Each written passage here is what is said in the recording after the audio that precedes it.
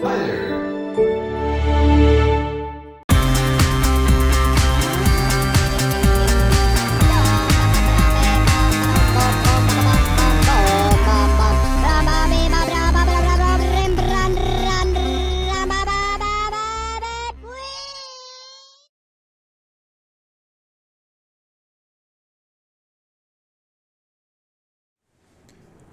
Hello everyone, welcome to another Flying Frog video. Here we have the much anticipated release of the Lockheed Martin F-35 Lightning by IndiaFoxtEcho for $44.95 or Australian, or approximately 30 American dollars or 30 euro. So what we're going to do is we're going to get in and see if it is worth the $44.95. Now, I will start with the fact that this aircraft, compared to the PC version, has been dumbed down. So number one, we do not get the exact same features as that is on the PC version. And that's got something to do with the WASM, and hopefully that will all change after SIM update 10 later on next month.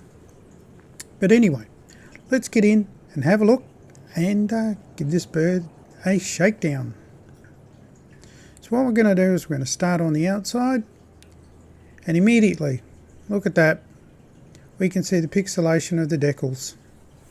So, and I'm a reasonable distance away, so as you can see, the fidelity is not that great. Now the file size of this one is quite small, so I had my suspicions straight away. So I do believe this is a fairly low quality aircraft. Yeah, as you can see, look, those jaggies are pretty bad. So, but yeah, you know, you guys, you don't fly it from the outside, do you?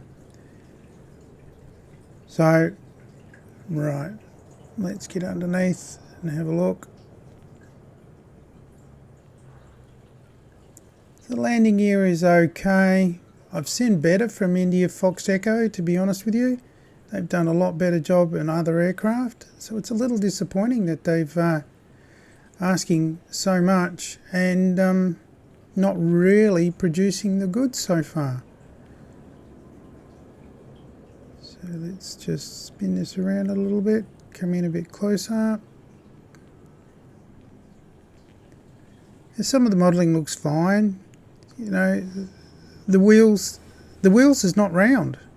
It's got square edges on it. So I gather they call it polygons. They haven't used enough polygons. Either way, that's poor for the price. Wow. This one is really substandard, but it's all in the flying, I suppose. So I think what we'll do is we'll jump in the cockpit. I don't think I'll be racing around and looking at too much, because I think that I've seen enough, to be honest with you, and I think you guys have seen enough. Now, we do get three variants with this one. There's the A, B and C. This is the B, so this will be the one that has the fan that opens up, and we can do our short takeoffs and landings with this one. So what we'll do is I'll hop on into the cockpit and we'll have a look. Okay, here we are in the cockpit. Now it's actually fairly sparse, to be honest with you. I expected a bit more. Obviously there's panels that are missing from here. You know, there's something there that goes under there, but that doesn't lift up. Looking around here, there's obviously something that was meant to be there, something that's meant to be there. Now this is based on what the public has seen. It is not an authorised or a approved rendition from Lockheed Martin themselves. So this is all just what the public knows about this aircraft. So anyway, what we'll do is we'll get on in and we'll just check things over. Now, I'm going to do a quick start on this one due to the fact that, well, I'll show you that the checklist we got here. Now, sure, we've got a checklist that comes on out, and I'll just show you pre-start checklist. Okay, now if I go in battery, I know where the battery switch is. Click on here, but it's not telling me where is it. It's not pointing me in the direction of where the battery is. So let me just get rid of that out of the way. But I know the battery's over here, right there. But it's not telling me within the checklist. So number one, that checklist is useless. So anyway, let's just turn on the power, because there are other things I can show you that,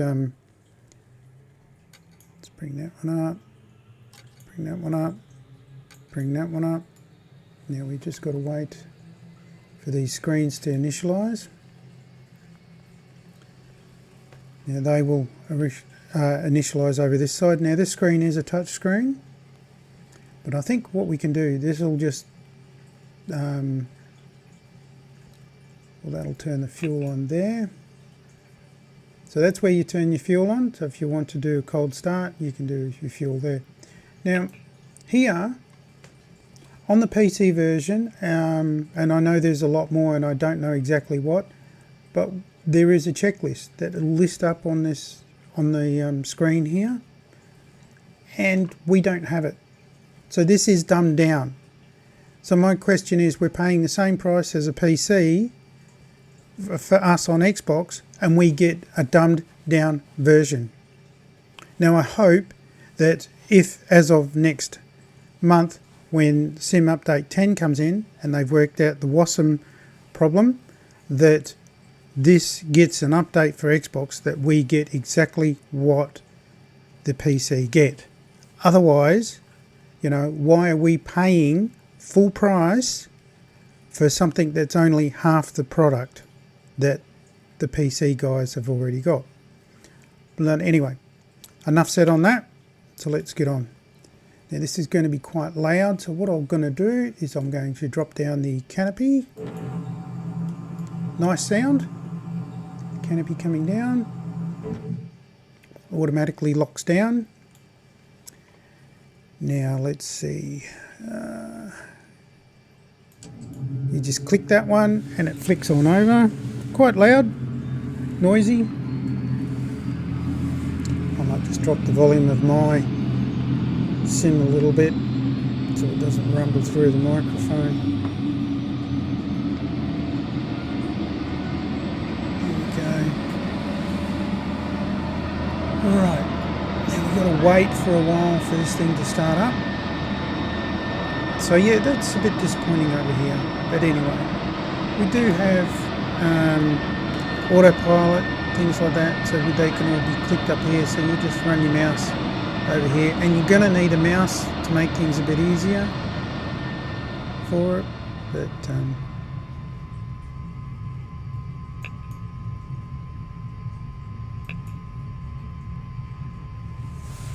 fuel shut off. It does take a while for this to boot up. Now this one does do the short takeoff, which I will show you that, and it does operate. So now we got a autopilot, so you just find it here on the touch screen and you can just click on it, and this is where I think a mouse is going to be a lot easier for people at the moment. So here we go, and we got an ignition switch. I forgot that one. Here we go. That'll help, that'll get things going. So basically is I turn all of these ones here on, I'll turn my battery on, put your ignition switch on, come back here, have this screen up, so this is all your fuel, and then click here and that'll get fuel happening, and then your thrust will happen as it starts here. Now you're going to get all sorts of warnings when you start moving, but just ignore those. I don't know if they're meant to or not meant to. As we can see, our thrust is coming up, so we should be alright to get going now. So what I'll do is I'll take off the handbrake, get rolling a little bit.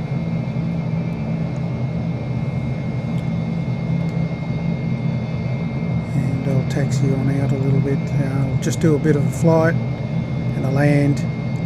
I'll go to the end of the runway. I'll be doing a short takeoff and landing so you guys will see the actual fans in the sim. A few stutters, I don't know why, but that's happened sometimes. I think it's just maybe communication to Asobo servers. So anyway, I'll taxi on over to the end of the runway and I'll see you there.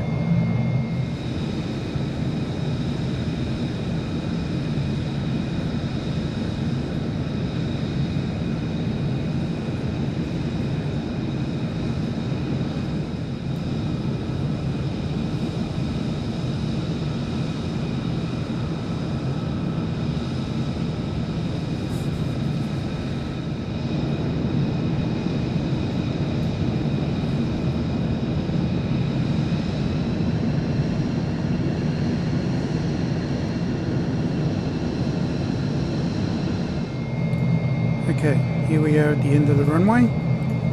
Now, how we activate the fans and that to get the nozzle to change so we can do the short takeoff is we just push the short takeoff and landing button as well as the hook. So that should open everything up. So we can see there. Fan duct is open, just there. Back around, back out, and our nozzle now is pointing down. So what I'll do is I'll take off, but I'll leave it on the outside.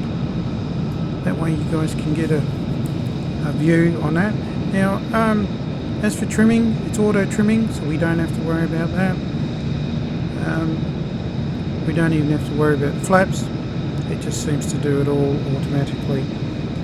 So what we'll do is we'll get going and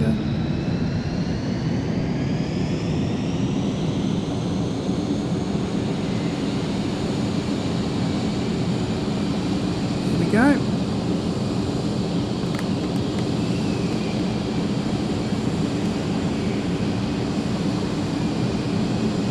And that's that easy.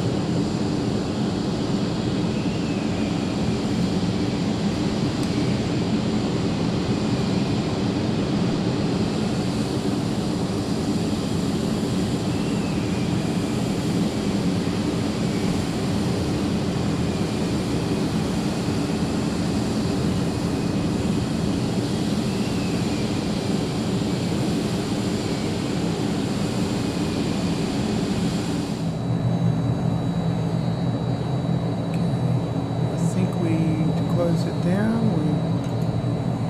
that one, and there we go.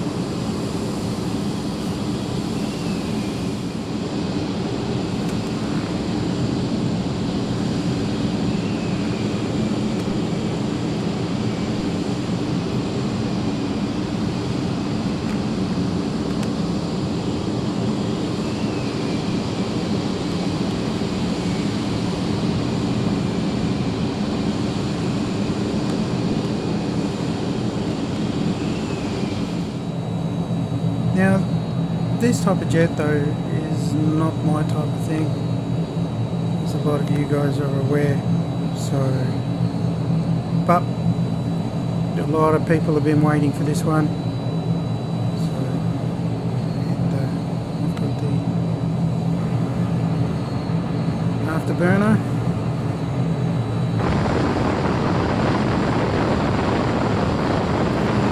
I don't know if we get any type of flame outside, back.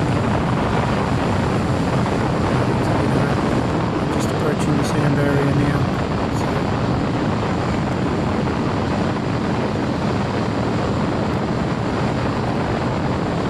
So there we have it. So what I'll do now is I'll just slow this one down and bring her in for a landing. And we'll use the short takeoff and landing feature on it. Rightio. Just using my rudders to bring her around. And here's their strip there. Let's just go forward, see if we can make her move forward a bit.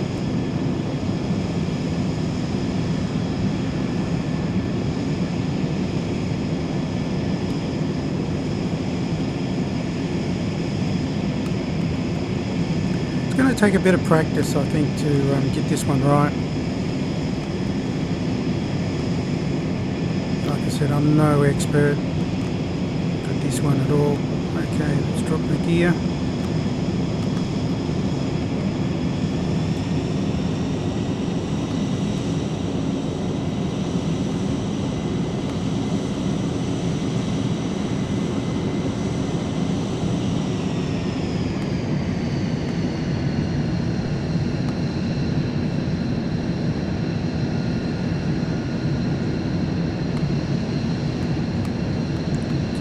Back a little bit, slow her up,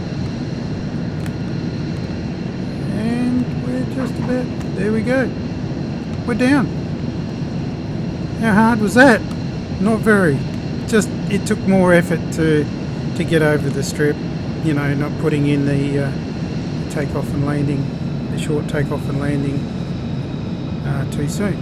So anyway, so there we go.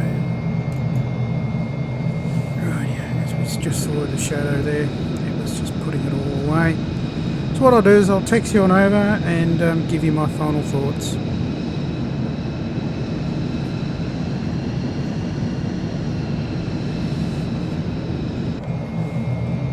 So while I'm taxiing up the runway, what I'll do is I'll just give you some textures and thoughts on the inside. The inside's fine. I feel it's not great. It's not perfect, it's not bad, you know, at least the inside seems to be a little bit better than the outside. The outside just seems to be, I don't know, just not right. Rather low fidelity, to be honest with you. And I suppose if that's going to keep the frame rates down, then yes, but wow, why am I getting stutterings? I don't usually get stutterings here at Shell Harbour. So, but anyway, I'll talk to you more when I get over to the parking area.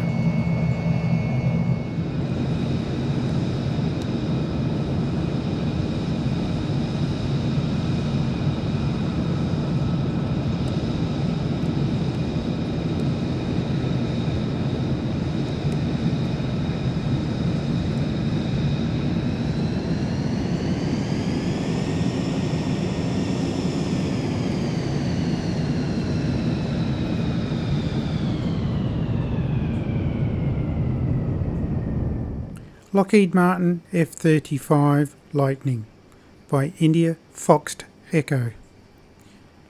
$45.95 Australian, $30 US, €30. Is it worth the $30 US or the 45 Australian dollars? No, I don't think so. I think that we're paying top price for something that is only half there.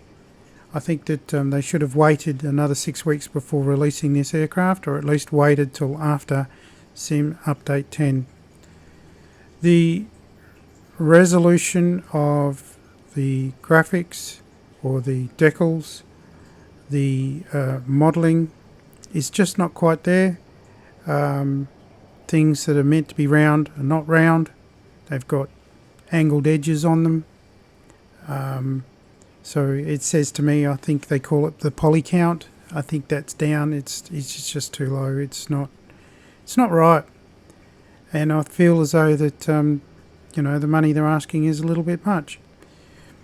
It's just a shame that this doesn't work properly at the moment on Xbox. And I know some people are going to hate my comments. I can feel it now. This aircraft is not my type of aircraft, but I'm not allowing that to sway my thoughts on this. That I wanted it to be great. I want every aircraft that I review to be great, but unfortunately they're not. This one is very much a mixed bag. It's probably the worst one I've seen from this developer.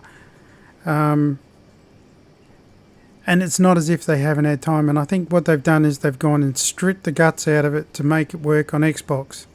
Personally, I'd rather we didn't have it until it was ready to work on Xbox as intended, not just as a compromise.